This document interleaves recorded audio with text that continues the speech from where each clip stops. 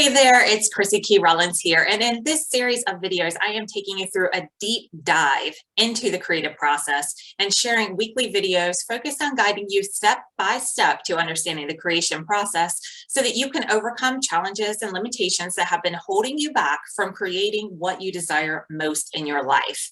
In this video, I'll be sharing insights around how to begin to befriend your mind so that it will work with you instead of against you, followed by a tutorial on how to create these gorgeous handmade journals. So if you want to see that process, then stick around after my quick chat. And now let's get started.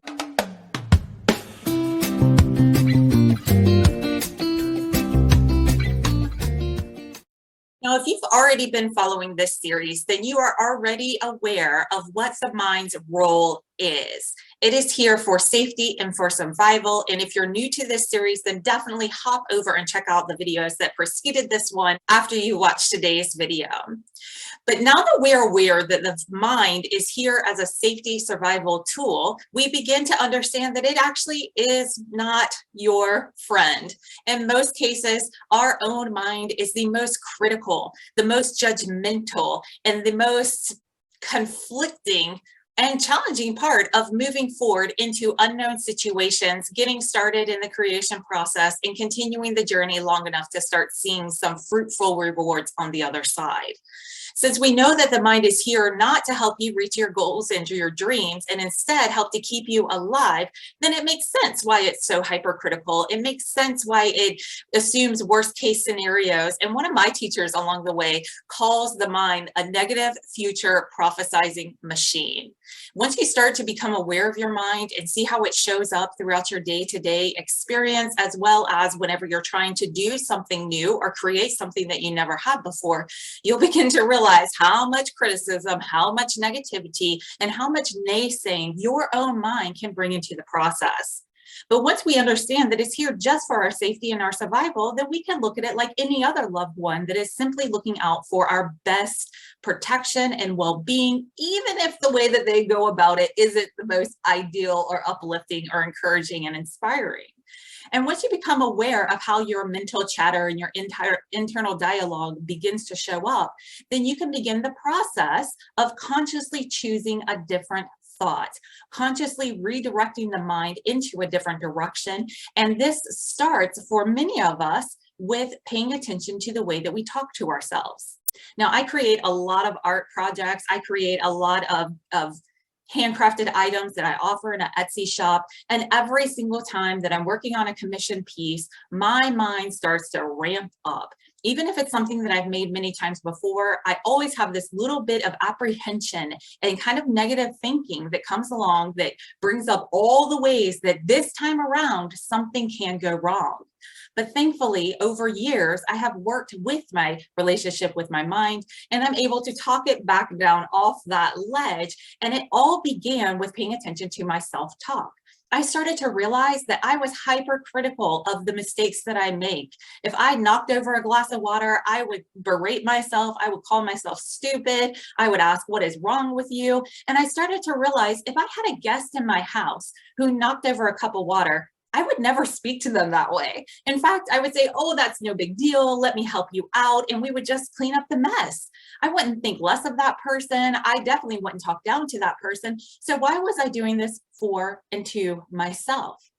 I began to get super fascinated about it. And over the years, I was able to shift my self-talk to a whole new level, one in which my mind is a supportive role throughout the process. And when it starts to go down that safety survival track, I consciously can redirect it and bring it back over to more positive, supportive, and quite honestly, truthful thoughts about what lies ahead, my capabilities, and what kind of outcome we're coming to in the end. So if you haven't already done so, begin to pay attention to your own self-talk. How do you address yourself whenever you are approaching something new? Is there something that you've been wanting to do for some time and you're not taking action? Begin to pay attention to what goes through your mind, even at the thought of how you're not taking action somewhere that you want to. I know a lot of times that's when my mind is the most critical. I know that I have more inside of me to bring to this world, and I know when I'm bringing it or when I'm not. Therefore, my mind likes to step in and highlight and, accentuate these different areas. And I've had to learn that it doesn't serve me. It doesn't help me get into action. It doesn't inspire me to go forward regardless. But when I change my self-talk to one that's encouraging, one that I would do to my daughter or a dear friend in my life, then I start to get a different outcome. I learned how to embrace making mistakes. I'm a self-professed recovering perfectionist, and I like to do everything as perfect as possible. Can you relate to that? Do you ever struggle with that? Maybe you don't have that struggle, but I certainly do. My fear of messing things up sometimes stops me from taking any action at all. And then I started to realize, well, if I don't take action, I won't know if I can get it right. And when I do take action, I can then learn how to course correct, how to do things better, what to do differently next time. And I learn how to embrace imperfect action. It's in taking the action that you learn how you need to adjust your aim. If you think about that idea of ready, aim, fire, it's once you fire that you get to see if you need to adjust your target or aiming at your target or not. You don't know how to adjust your aim until you hit fire and actually take the action. But most of us get stuck in the ready, aim, aim, aim, and we never actually pull the trigger to take action on what it is that we desire. But as soon as I understood, it's in the action that helps me know how close I am to my target. And when I miss my target, it's even better than not aiming for it to begin with. Because once I miss, I see where I can course correct. I see how I can do things different. I see how to move forward. But if you're just at the starting point, or when I find myself at the starting point without the action, it's up to my mind to guess and predict what's going to happen next. And a mind that's left unchecked is kind of like leaving a brand new puppy unchecked in your house or in your apartment. It's probably going to destroy the place because it needs structure, it needs guidance, and it needs to be shown what actions are acceptable and which ones are actually destructive. The same thing is true with your mind.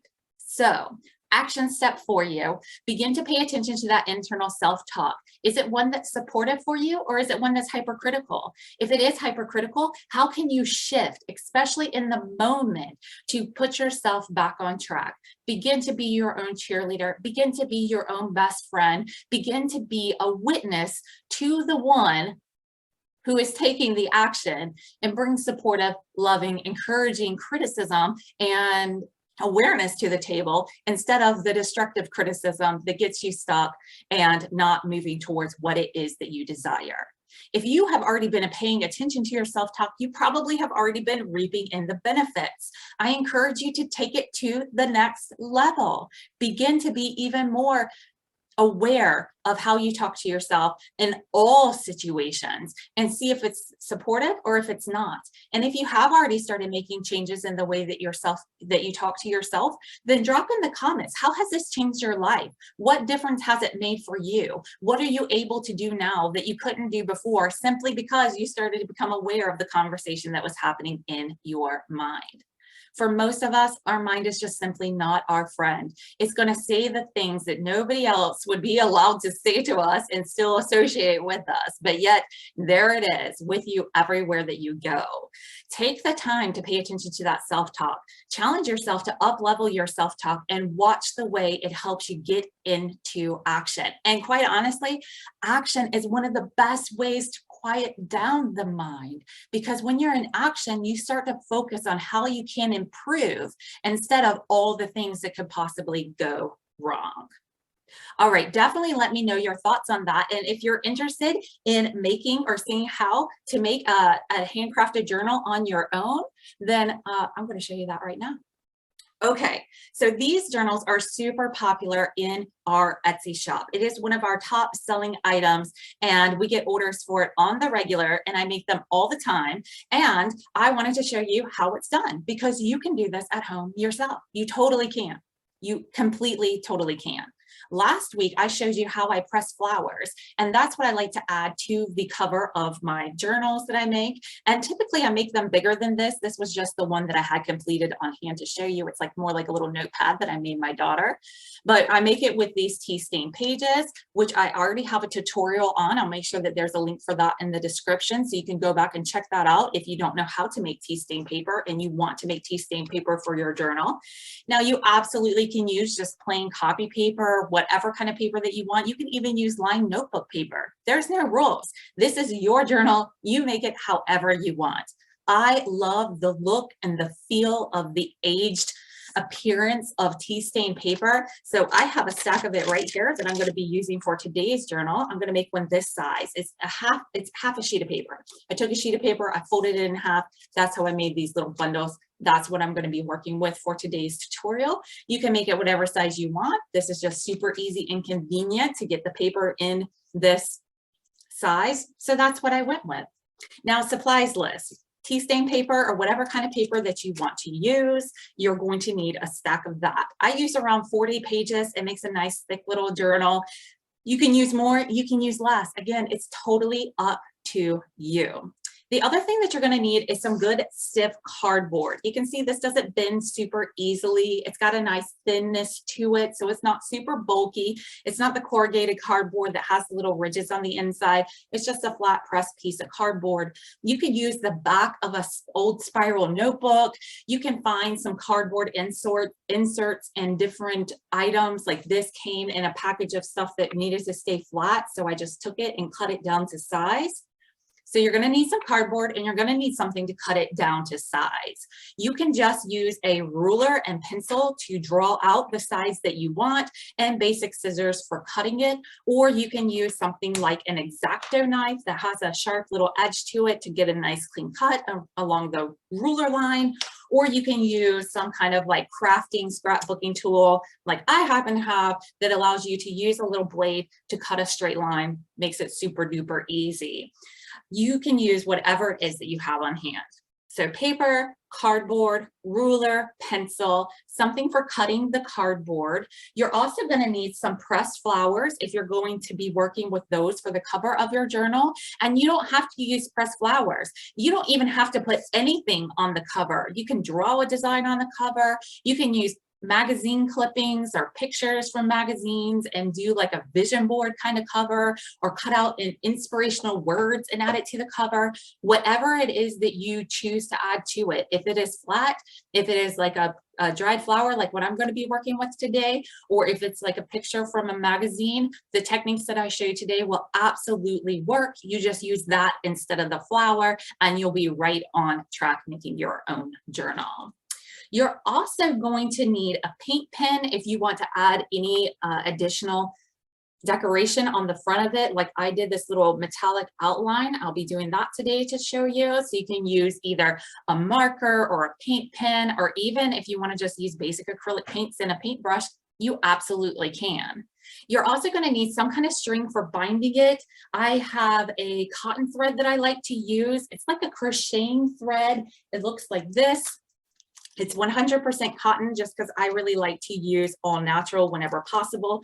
You could use hemp, you could use bamboo. You just want to make sure that it's sturdy. You could probably even just use yarn as long as you make the holes big enough for the yarn to go through.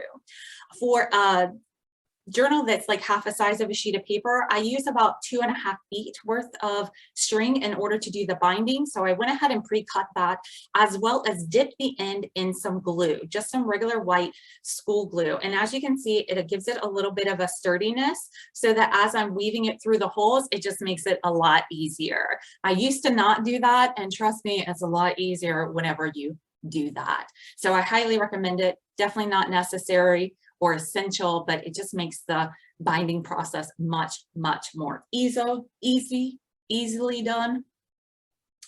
Also, I use some beads as a little embellishment here on the binding. If you want to add something like that, then make sure that you have that on hand. And you also need a way to drill holes through the paper. There's a number of ways that you can do this. I've done it with just using your basic power drill. You can use it using more like a Dremel tool or a rotary tool if you've got a drilling bit attachment for that. And for today, I'm going to use just this little hand drill, so I can just do it by hand, super duper easy, quick. These are very inexpensive. I think I picked this up for like $10 at a craft store, and I use it all the time when I'm making journals. All right, I already mentioned the ruler, pencil for marking your paper, wherever it is that you need to cut. I also find it helpful to have some tweezers when I deal with the dried flowers, just because they're so delicate. So those may be handy for you to have. These are just some crafting tweezers, but any kind of tweezers can work for you. And then to make the picture that you have or the flowers, whatever it is that you want to use to decorate the front of your cover, if you're doing it like this, I like to use some Mod Podge. You may be familiar with this, and then a little paintbrush to dip into the Mod Podge, because we're going to be kind of painting the backs of the flowers to get them to stick, and then the cover, the front of the flower, to make sure that they're stuck on really well. If you have done something different that also works well, drop it in the comments below. I would love to learn from you also through this process. This is the way that I have always done it, but I am always open to up-leveling and being more efficient in the things that I make. So if you've got a trick that you know about, then let me know about it. This is a gloss. It comes in gloss or matte. It's totally up to you. I happen to have gloss on hand, so that's what I'm going to be using as far as the finish goes for the Mod Podge. And really, that's it. That's all that you need. You probably have most of these materials around your house already. And if you want to make some tea stain paper, I've got a video on that you can see. And if you want to see how I press and dry flowers, then definitely check out that video too. I'll make sure that both those links are in the description for you. So to get started, go ahead and cut down the cardboard to what size you need it. You want to have two matching pieces so that you have a front and a back to the cover. And then the next thing that you're going to do is find what edge you want to be on the outside. Go to the inside part of that front cover and measure about 3/4 of an inch to an inch, depending on what size your journal is. And you're going to score a line using your sharpened blade. You're not going to cut all the way through. You're just going to score a light line that goes all the way down so that you can get the bend of the cover. You see how this is attached here and then the cover bends? That's what you're looking for. So you're going to find that measurement about 3/4 of an inch to an inch from the edge of the journal. On the inside of the cover, you're going to score it so that it will open to the outside. I'll show you how I do that now.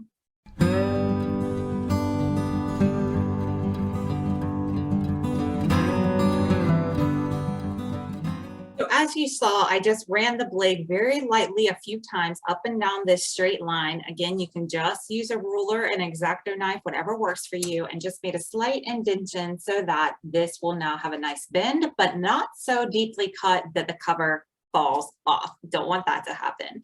And you want to do this step first, because once you put everything on the cover, you probably don't want to turn it upside down and do all the pressing on the other side. I just find that it works best doing it first. And now that it's ready, you can grab whatever it is that you want to use for the layout cover design and go ahead and put it into place. I like to place it first, make sure that I'm happy with it, and then I go about attaching each individual piece.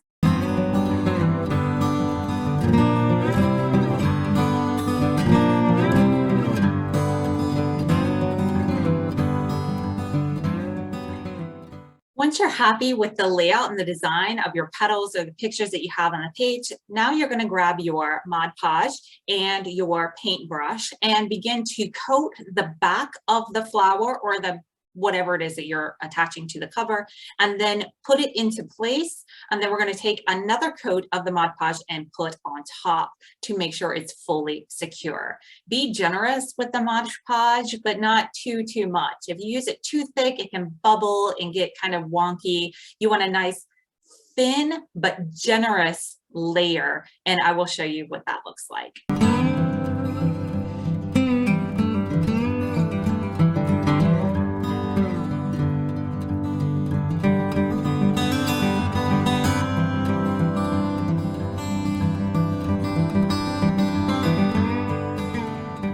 You want to, if the petals overlap like this, you're going to want to make sure that you get some glue, the Mod Podge, right in between those two so that they stick fully as well.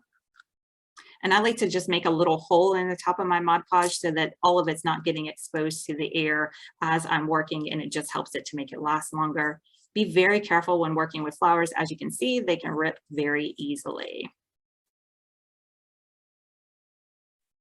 Now, when applying the Mod Podge, you definitely want to make sure you get right to the edge when you're doing the back, and you're going to go straight over the edge when you're doing the top as well. And I find it easiest when working with dried pressed flowers to start at the center and work your way back. And again, just to emphasize, these petals are delicate, so don't be too rough as you're adding on your Mod Podge.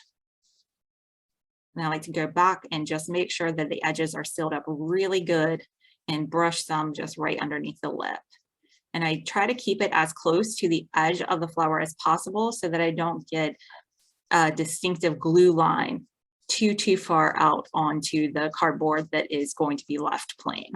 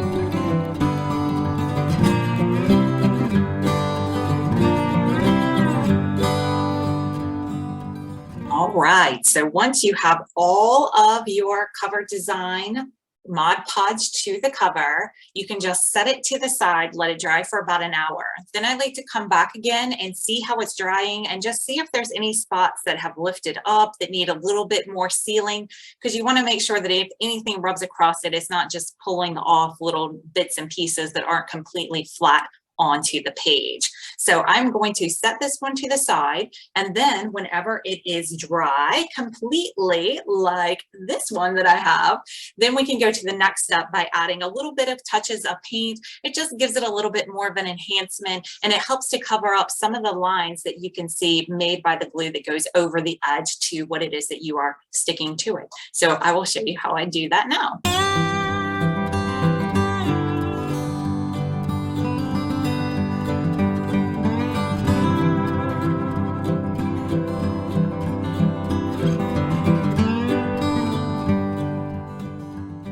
Now, before I go to the binding step, I like to start with drilling the holes in the cover, because I like to do a little touch of paint around the holes just to add another little accent.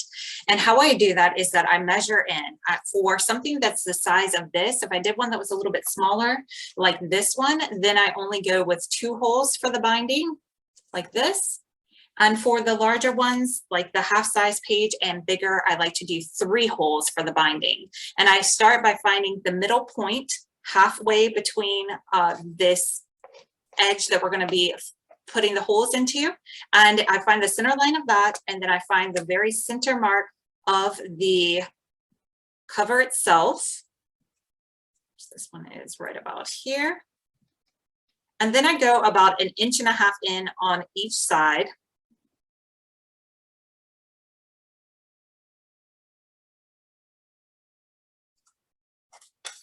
And make the little dots that I need there. And then I can get my hand tool and go ahead and drill the holes so that I can paint the edges. And I'm going to show you that now.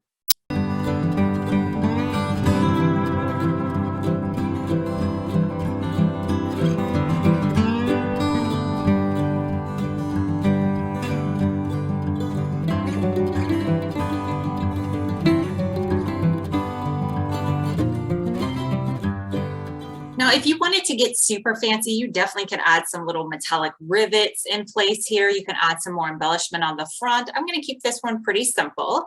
And then I find the bottom, the back cover to my journal. So the one that matches the one that I'm working with. And I line the paper up that I'm going to be putting on the center. I like to fold them. I like to take like 4.5, 5 sheets in a bundle and fold them in half and then layer them up. I'm going to line them up into the center. And then I like to get a couple binder clips that hold this into place so that I can finish drilling the holes through. After I do that, I take the thread that I use, I thread it through and then tie it in the back and you are all done. I'll show you exactly what that looks like.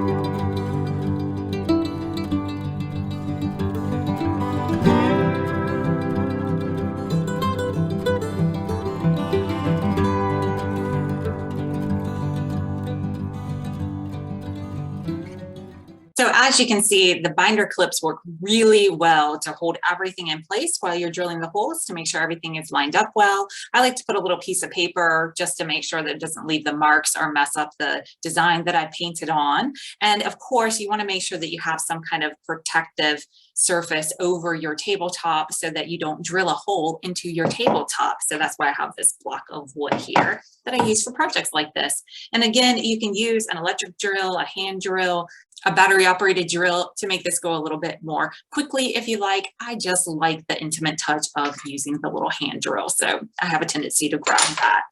Now the last step to do is to bind this up with your thread. So find the end that is kind of like a needle that you dipped in glue. And I do it like a figure 8. And I weave it like a figure 8. I start on the back side, weave it through the center, bring it up to the top hole, weave it back through, go through the center again, down through the bottom hole, and then back again. And I add the beads as I go, and I will show you what that looks like.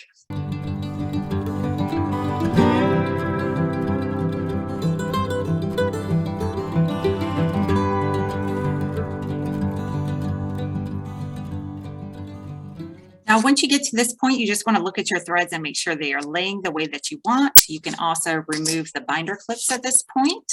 And then you want to tighten up the threads just to make sure they're as tight as possible before you tie a knot at the end. So I pull one end and I just follow where it feeds through and I make sure that it is tight all the way around. You just want to make sure that it's tight in the back and it's tight in the front.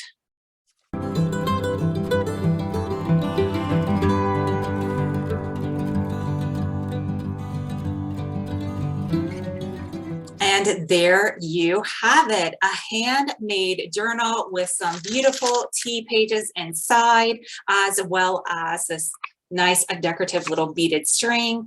I do a little triple knot in the back and just trim it at the end to make it nice and tidy. And you can replace this and add more pages or change it out if you want to. Totally up to you.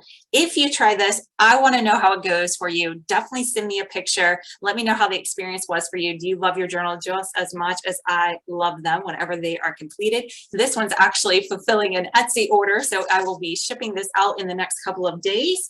And thank you so much for watching. Definitely drop some comments below. Let me know if you have done this before, if you have any tips that will make my assembly process going easier. I am always open to learning from you. And I thank you for watching and sharing this video with others. Be sure to hit subscribe wherever you are viewing this and turn on the notifications so you know every time a new video drops.